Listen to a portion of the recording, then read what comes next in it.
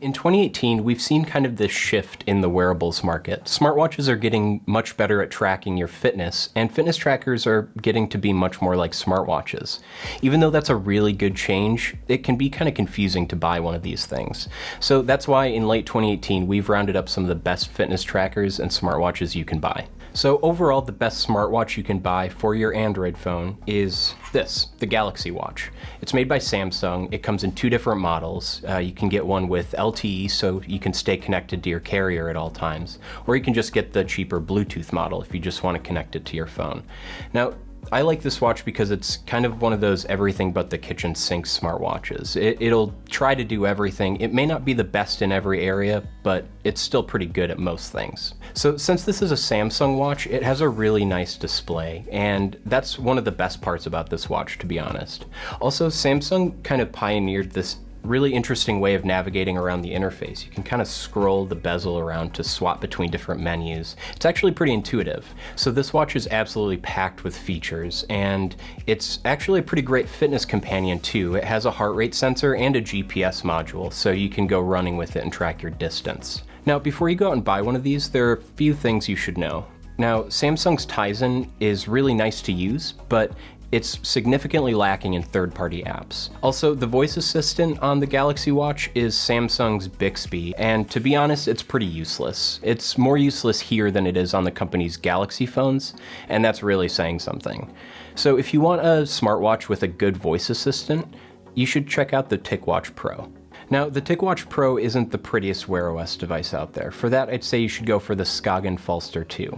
But it is one of the best ones because it has this really unique feature. It has 2 screens, an OLED at the bottom and an LCD screen at the top. The OLED is the one that you'll use to see the Wear OS operating system. If you're running low on battery, the OLED screen switches off and the LCD one turns on, and it puts the watch into an essential mode. Basically, you only see the time and the date and some activity metrics. Mobvoi, the company that makes the TicWatch Pro, says the watch can last up to 30 days in essential mode. Now, I should warn you, now is not the time to buy a Wear OS device. The TicWatch Pro is the best one out there, but Qualcomm just released a brand new chipset, and so we should be seeing a ton of other Wear OS devices come to market sometime soon. If the TicWatch Pro is too chunky for you, if you have smaller wrists, then you might want to check out some of Fossil's latest smartwatches or some of Mobvoi's other TicWatch offerings. If your main goal with a smartwatch is to use it for its exercising features, you might want to buy a smartwatch from a fitness company. And 2 of the best smartwatches you can buy from a fitness company are the Fitbit Versa and Fitbit Ionic. I put these 2 on the list because after a couple recent software updates, they're actually really good smartwatches.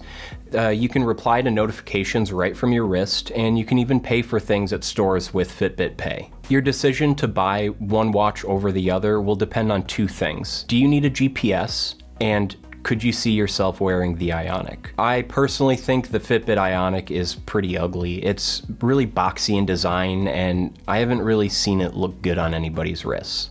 The Versa is much more approachable, and it's thin. It kind of reminds me of like a weirder Apple Watch. It doesn't have a built-in GPS though, so if you're a runner, you should probably go for the Fitbit Ionic. There are a couple downsides to buying a Fitbit smartwatch though. The on-device software can be a little laggy at times, and since Fitbit is so new to making smartwatches, the third-party app support is pretty much non-existent.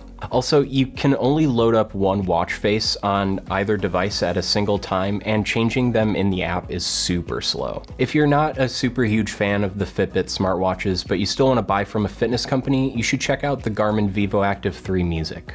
Now, there's one more category of smartwatches I'd like to talk about, and that's hybrids. Now, hybrid smartwatches are made to look like analog watches. They don't look like they have any smarts built in at all, but they actually do more than you think. On a lot of them, you can receive smartphone notifications, and they also track your fitness. The best hybrid smartwatch you can buy right now is the Garmin VivoMove HR. It has an optical heart rate sensor, and it even has this cool invisible display that only shows up when you receive smartphone notifications. Misfit and Fossil also have a couple good hybrid watches that you should check out, but they don't have that display. So moving on to fitness trackers, we're going to focus on ones that cost between $100 and $200. And the best one for most people right now is the Fitbit Charge 3. In my opinion, the Charge 3 is the best looking fitness tracker out there.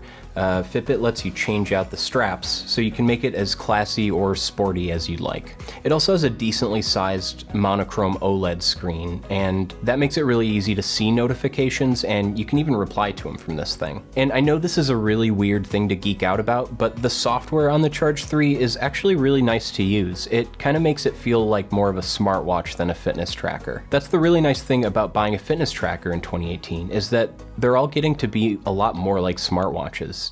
They'll give you notifications and you can reply to them, and you can even pay for things from your wrist. Now, a good fitness tracker has to be good at tracking your fitness, and I'd say the Charge 3 is pretty accurate. It'll track your steps and calories pretty accurately, and it's a really good sleep tracker. Now, I say the Charge 3 is the best for most people because it doesn't have a built-in GPS, and if you like to run outdoors, you're going to want something with GPS.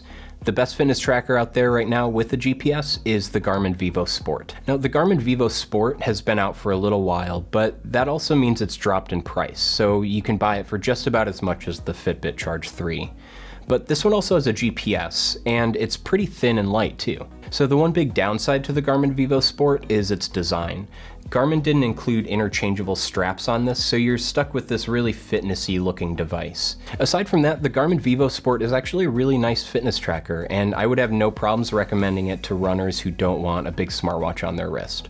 Overall, the Garmin Vivo Sport is pretty on par with the Charge 3 in terms of fitness tracking accuracy. The reason why we put the Charge 3 at the number 1 spot is because it has better sleep tracking. Now, let's talk cheap fitness trackers, because not everybody wants to spend $150 on one of these things. So if you're looking for the best budget-friendly fitness tracker, you should check out the Xiaomi Mi Band 3. You can get one for only about $25, and that's kind of a steal for what you're getting here. The Mi Band 3 tracks all the basics: steps, calories burned, heart rate, and sleep. And it's actually pretty accurate at tracking all of those. But that's all it tracks. Remember, this is $25, so it's not gonna have as many sensors as the more expensive options. Okay, so that's it for our list. If you want to learn anything more about these fitness trackers or smartwatches, be sure to check out the description below. We have reviews linked for them. And while you're down there, let me know what you think of our list. If you enjoyed this video, be sure to give it a thumbs up and subscribe to our channel if you haven't already. Also, while you're down there, hit the notification bell so you're notified next time we post a video. And be sure to visit our website, androidauthority.com, if you want to check out more things on fitness trackers or smartwatches or, of course, Android phones. All right, hope you guys enjoyed this one. Until next time, see you later.